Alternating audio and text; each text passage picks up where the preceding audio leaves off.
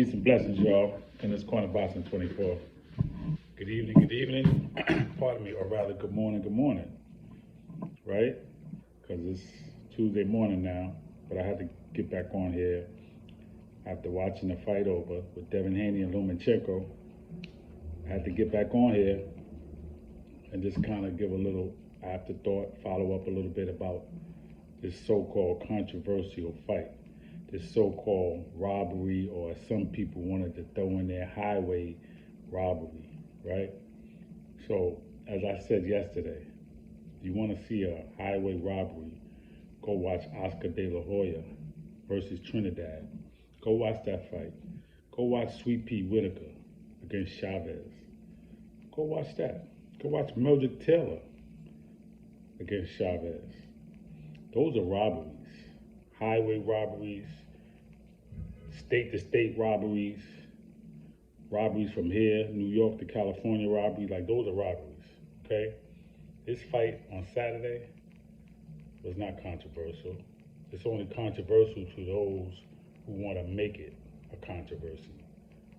Lomachenko fought a good fight, hell of a fight, okay? Devin Haney fought a better fight. Let's just say that. Devin Haney is now 30-0 with 15 knockouts. He's still undisputed.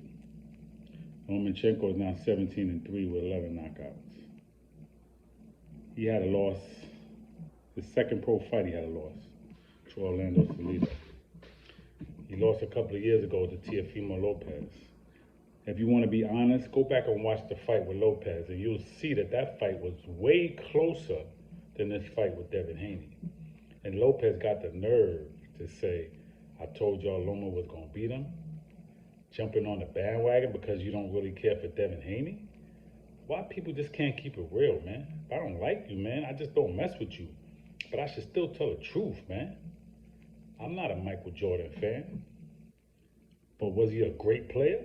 Absolutely. I'm not going to say he was the GOAT, but he's definitely in the argument, right?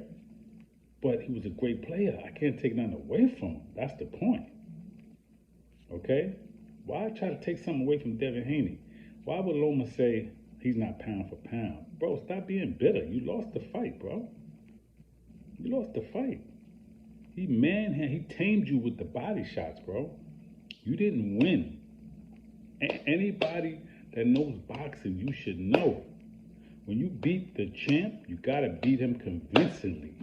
You either gotta beat him every round, you gotta hurt him, you gotta drop him, or you gotta stop him. None of that happened.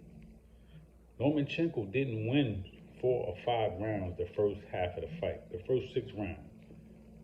Please, somebody tell me, how many rounds did he win? He didn't win 4 or 5 rounds. He didn't win 4 or 5 rounds in the second half of the fight. So how many rounds you gonna give him? I would give him 4, maybe 5. That's being nice. So I'll say 7-5.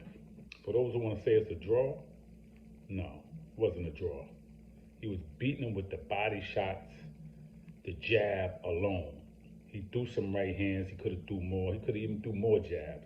He could have even threw more body shots in the second half of the fight, but he still threw it. The best 2 rounds that Lomachenko had after watching it over was round 10 and round 11, where he really put a lot of work in, okay? Round 12, I gave that to Devin Haney. There was some swing rounds in between the fight, but for the most part, Devin Haney, man, won 7 rounds, okay? You could take your pick and say this round, that round. No, Devin Haney was controlling that fight from the first round. He stood right in front of Loma, which they probably didn't expect. He threw the jab and he went to the body. Okay? He worked on the body. He made him very uncomfortable, even to the point where where Loma was covering that body up. And when he started covering that body up and going like this, that's when Devin was supposed to pop up top. That's when he was supposed to throw that jab back. Right? Start tapping him. He threw the uppercut a few times. That helped. That landed, right? But that's when he was supposed to stay up top now. Even Timothy Bradley said, yo, keep working that body. You ain't got to go up top. But I feel like when he started covering up and bracing for the body, that's when he should have went back up top. And then make him come back up top, and then you go back downstairs. You just go back and forth. It's up to him, because the body gonna break him down more. So that's why you want to stick with the body, but you want to go up top, man. You want to keep that jab in his face, 1, 2, 1, 2, 3. You want to keep that hook. You should have kept that right hook going, the left hook going, just tapping him up, man, hitting him in the head, hitting him in the face, and breaking down the body, but keeping the jab pumping, man. You abandoned that. I will say, Devin Haney, in that second half of the fight, man, you slowed it down. You can't slow it down, bro. All right? But you still won the fight, my man. I'm not knocking you. Your father told you keep attacking, but a smart aggression, smart attack. That's what you got to do. So when you go back and look at the tape, Devin Haney, congratulations on the win. When you go back and look at the tape, bro, just look at what you need to do better. That's all. Look at what you could have did better. And go into the next fight with that on your mind. Okay? Stick with the game plan all the way. Defense, though. You got to be defensive. Because when you go against Shakur, when you go against Tank, you got to be more defensive. But Loma is a champion, bro. He's a southpaw. He's fast. He's smart. He's tricky. He's crafty. So, of course, he's going to land some shots. But there was a pro-Lomachenko crowd. A lot of people there for him from his country, right? And they in a war. And a lot of people wanted him to win. They really don't like Devin Haney. They didn't want Devin Haney to win. More people wanted him to win. So whenever he threw a 7-punch combination and probably landed 1 or 2 punches, of course they, yeah. You thinking he landed it? No, he didn't, because I watched it over. But that's what it looked like. And then when Devin Haney hit him with something, then it wasn't, whatever. Nah, man, Devin Haney was landing some good shots. Great fight. A lot of haters. Guess what? Haters gonna always hate. That's what they do. So you just gotta keep doing what you're doing, Devin Haney. You're 24 years old, bro. You're gonna be 25, I believe, this year. Bro, keep doing what you're doing, man. Sky's the limit for you. Keep it moving. You know? I got my favorite in the lightweight division, but we don't need to talk about that right now. All we need to say is, man, congratulations to Devin Haney for remaining undisputed. I give him much props, much respect, much love for going to Australia twice in a row and fighting George Kambosos. When George Kambosos is not even a household name, both of those fights, not even one of those fights to me should have been in Australia. You should have been fighting in America.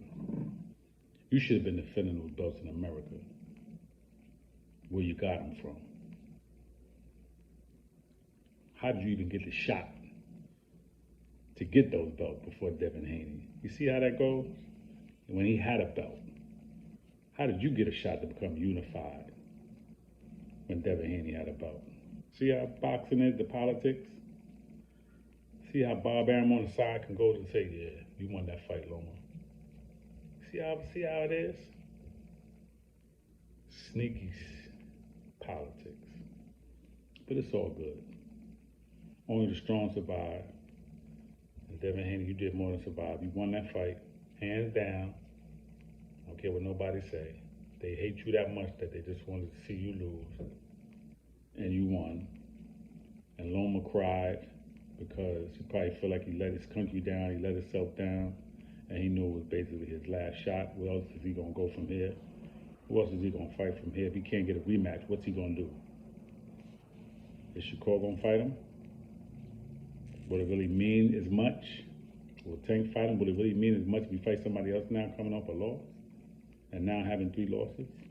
It's not the same. So he puts everything on the line and he lost. Man, you lost a good fight, man. But to show the bitterness and say Devin Haney's not pound for pound after he beat you, man, that's bitterness. Where was you on the pound for pound list? Should have been on that pound for pound list either. And particularly based on what you've been doing lately. Because again, you had 2 losses before Saturday. So where are you on the pound for pound list? But they always had you on there. Why wasn't Shakur on the pound for pound list? Why didn't Devin Haney, Tank, Jamel Charlo, Canelo, y'all dropped him from the list because he lost to a bigger man at a higher weight division. Politics, man, in boxing, man. Unbelievable. But anyway, congratulations again to Devin, the Dream Haney, and his team, father Bill and trainer Bill Haney. And keep doing what you're doing, boss. All right? Peace and blessings, y'all. In this corner, Boxing 24. Please subscribe to the page. Please leave a comment.